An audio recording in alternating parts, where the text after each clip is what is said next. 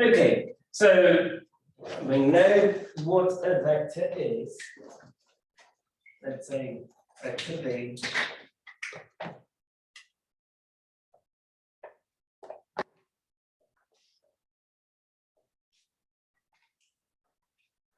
And our initial point or the reference is the origin in most cases.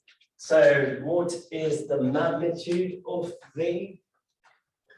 V is a vector somehow that way. What is the magnitude? Square root of a squared plus b squared.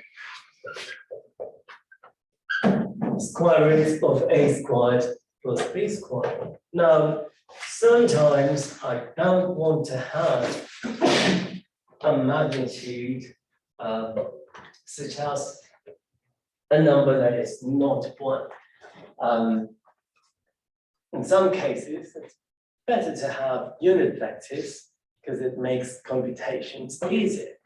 So I want to transform V to a unit vector.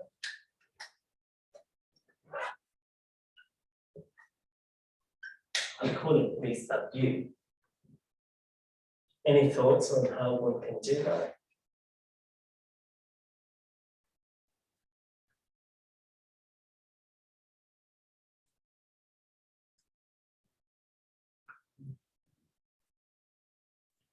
So how about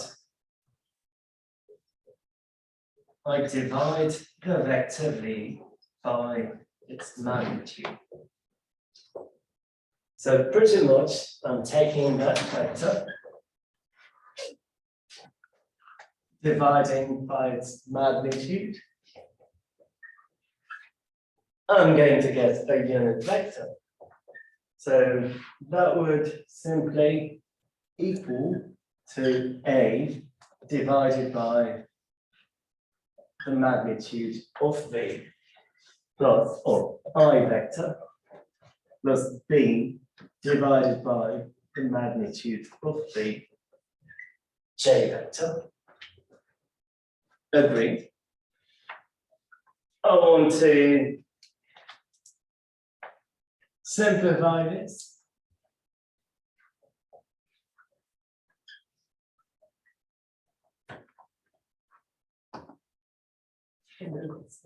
Well, that would become circular logic. I don't want to do that. I want to find the magnitude of V sub U. Its magnitude has to be 1. If it is 1, then I have a unit vector. Let's see. So square root of A divided by magnitude of V, first component, square, yes, plus B divided by magnitude of V, second component, square, which would become A squared over magnitude of V squared, B squared divided by magnitude of V squared. Well, what can I do with that? You can factor, you can combine like terms. Combine, because I have a common denominator, square root of A squared plus B squared divided by magnitude of V squared. Well, I'm able to do this because I have a common denominator. What is the next step? You can write the what's inside the radical as 1 over the magnitude of V squared and factor out the square, the perfect square in the denominator. What happened to the radical? Well, the radical is going to stay for the quantity a squared plus b squared. But if you write it as a product of two things, you can take the square root of each product. Okay, well, I'm not going to do all that.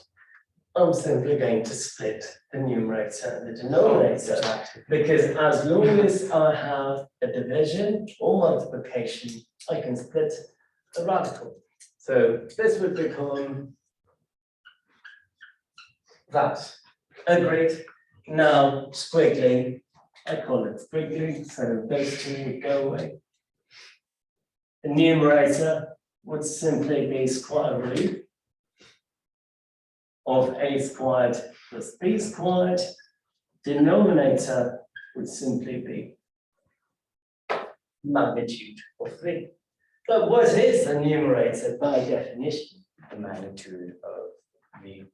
It is simply the magnitude of the vector v.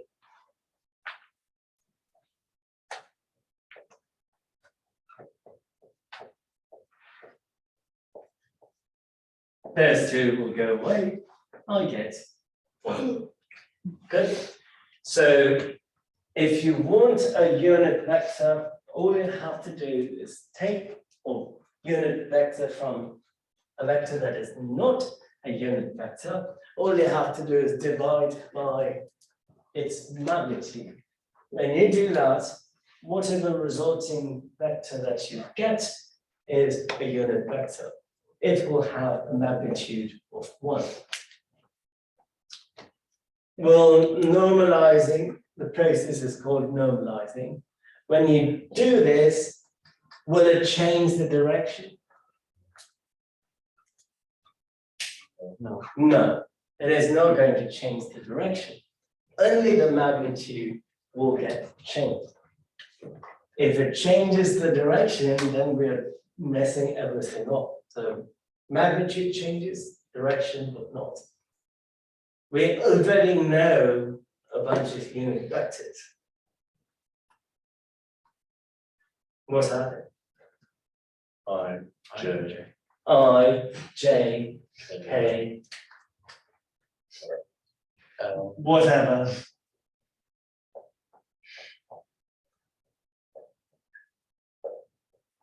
Standard basis vectors, no matter what coordinate space you have magnitude 1.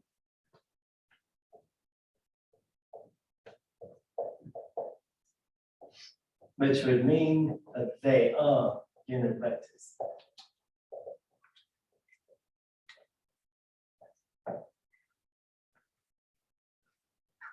Good. So if you have a vector, you want to convert it to a unit vector, just divide by magnitude. When you do so, make sure you divide every component by magnitude. Are we clear?